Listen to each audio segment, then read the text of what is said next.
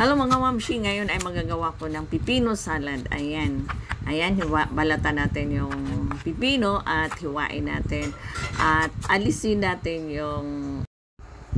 At ito na guys, at aalisin ko yung buto kasi yung buto ay nagtutubig siya pagka hindi inalis yung buto. So nasa inyo yung kung gusto nyo yung may buto.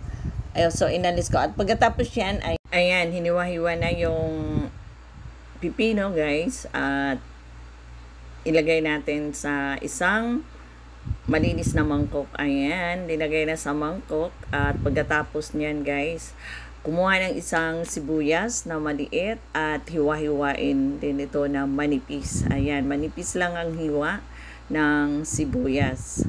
At pagkatapos yan, hiwain at ilagay natin doon sa mangkok. At ayan, himay-himayin lang yung yung sibuyas. At pagkatapos niyan, ayan, naglagay ako ng century tuna. Yung century tuna ay yung maliit lang siya na lata at ginamit ko dito ay spicy. At ayan, maglagay na ako ng mayonnaise at siguro mga 2 kutsara lang ang ilalagay ko ng mayonnaise. At ayan, ihalo yung mayonnaise doon sa sa pipino at saka doon sa sibuyas.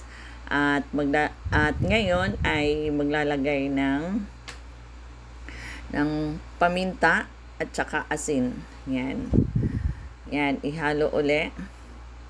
I-mix uli yung ayan, yung asin. Lagyan ko ng asin. Ayan, i-mix. Haluin lang yung yung pipino at saka doon sa yung asin. Kung tama lang ang lasa, ayan, tikman natin. Titikman ko kung tama lang ang alat nito or kulang pa ang lasa.